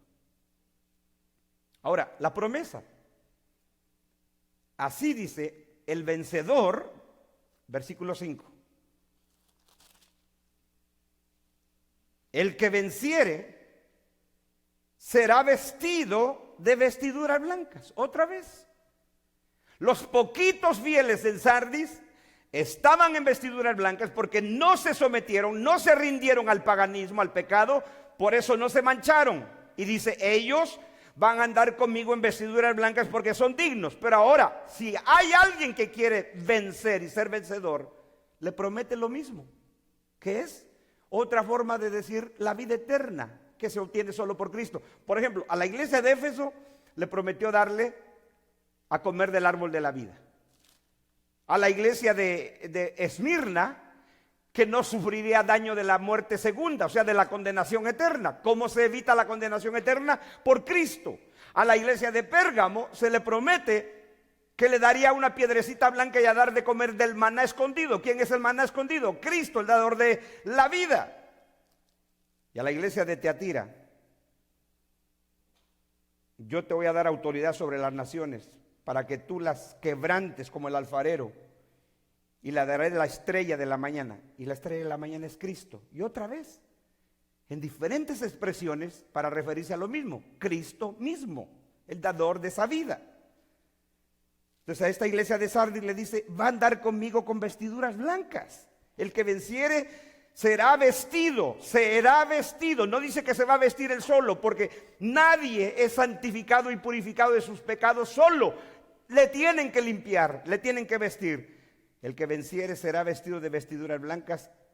Y aquí viene una frase controversial. Los que enseñan que la salvación un creyente verdadero la pierde, este es un texto favorito. Y dice, la Biblia dice que se puede ser borrado el nombre de esa persona del libro de la vida. El Señor no está diciendo, si no borraré tu nombre. Está diciendo, y no borraré. Es una afirmación. Eso es gramática. Aprenda a leer. Está afirmando, no borraré. No está diciendo, voy a borrar si tú no haces esto. No, no borraré. Lo está afirmando.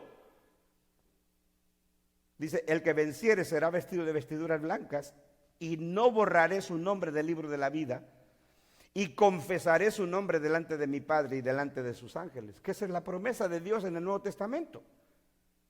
El Señor en los evangelios, ¿qué decía? El que se avergonzare de mí delante de los hombres, yo me avergonzaré delante de mi Padre y delante de sus santos ángeles en aquel día. Es así.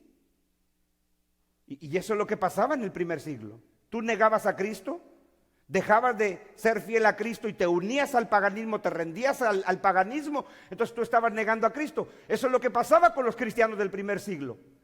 Si tú no decías, el César es Señor, el César es el Hijo de Dios, y tú decías, Cristo es Señor, te morían, te decapitaban o te quemaban en la hoguera.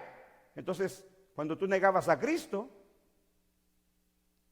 pues el Señor decía, tú no eres uno mío, y yo te voy a negar delante de mi Padre y delante de sus santos ángeles. Y ahora estos que les está diciendo al que venza, que son los poquitos de Sardis, van a andar con vestiduras blancas y no borraré. Es una afirmación, no es una duda, una afirmación. No borraré su nombre del libro de la vida, que es de lo que nos habla Apocalipsis 20 del libro de la vida, o Apocalipsis 17, cuando dice, los que no adoraron a la bestia ni a su imagen, dice, porque ellos, sus nombres estaban inscritos en el libro de la vida antes de la fundación del mundo. ¿Sí? No se rindieron al paganismo, al imperialismo.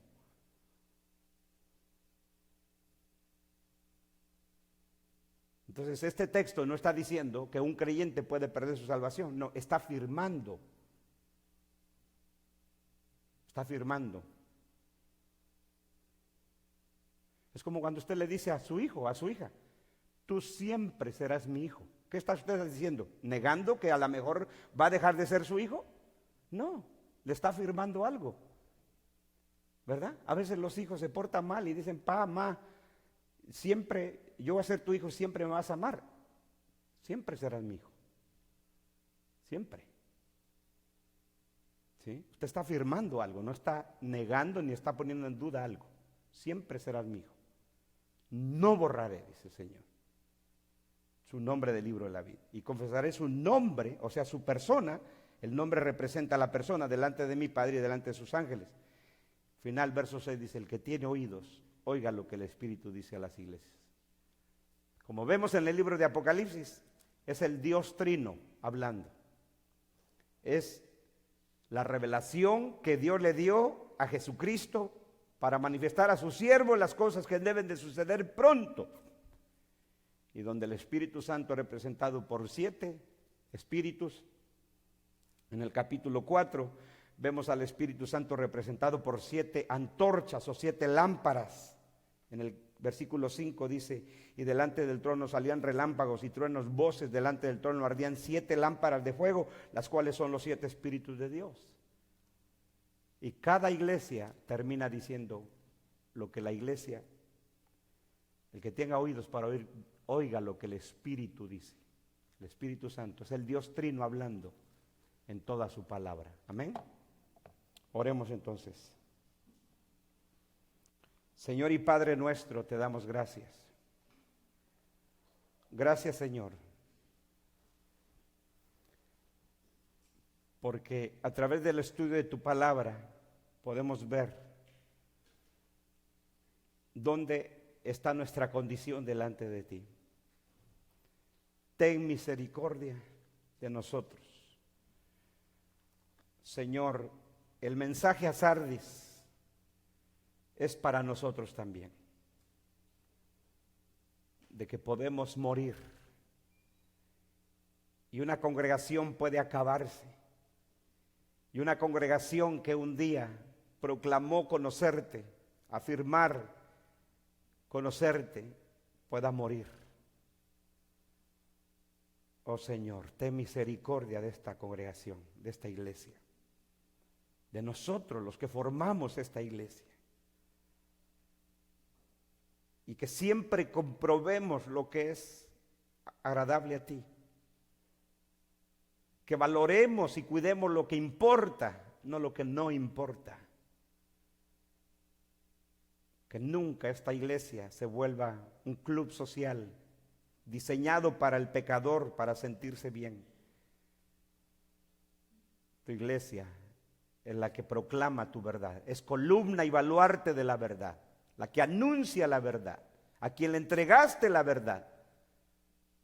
Y si nosotros perdemos esa misión, ese llamado, ese mandamiento, nuestras obras serán halladas incompletas, como le dijiste a Sardis. Señor, ayúdanos, Señor. Ayúdanos a recordar que no son los muchos, no son las cantidades lo que importa, son los que son fieles, los que permanecen fieles en medio de un paganismo como el que vivía la iglesia del primer siglo. No se diga nuestra época, Señor. Ayúdanos, Padre, por Cristo, que es el dador de tu Espíritu, por Cristo, que es el que nos limpia de nuestros pecados para andar con vestiduras blancas, por Cristo, porque por Él nuestros nombres fueron escritos en tu libro desde antes de la fundación del mundo.